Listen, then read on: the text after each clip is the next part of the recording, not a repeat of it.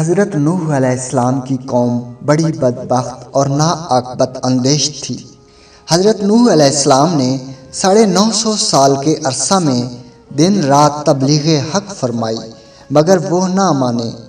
آخر حضرت نوح علیہ السلام نے ان کی ہلاکت کی دعا مانگی اور خدا سے عرض کی کہ مولا ان کافروں کو بیخ و بن سے اکھاڑ دے۔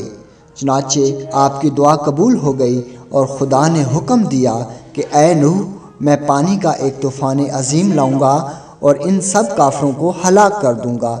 تو اپنے اور چند ماننے والوں کے لیے ایک کشتی بنا لے۔ چنانچہ حضرت نوح علیہ السلام نے ایک جنگل میں کشتی بنانا شروع فرمائی۔ کافر آپ کو دیکھتے اور کہتے، اے نوح کیا کرتے ہو؟ آپ فرماتے، ایسا مکان بناتا ہوں جو پانی پر چلے۔ کافر یہ سن کر ہنستے اور تمسخر کرتے تھے۔ حضرت نوح علیہ السلام فرماتے کہ آج تم ہنستے ہو اور ایک دن ہم تم پر ہنسیں گے۔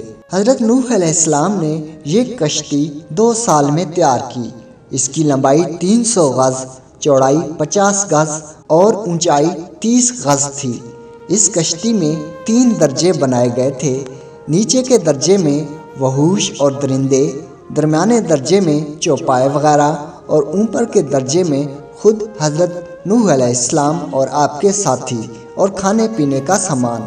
پرندے بھی اوپر کے درجے میں تھے۔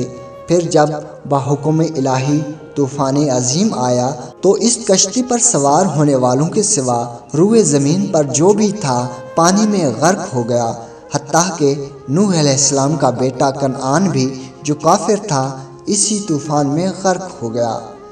ناظرین کرام، خدا کی نافرمانی سے اس دنیا میں بھی تباہی و ہلاکت کا سامنا کرنا پڑتا ہے، اور اللہ اور اس کے رسول پر ایمان اور اس کی اطاعت سے ہی دونوں جہانوں میں نجات و فلاح مل سکتی ہے۔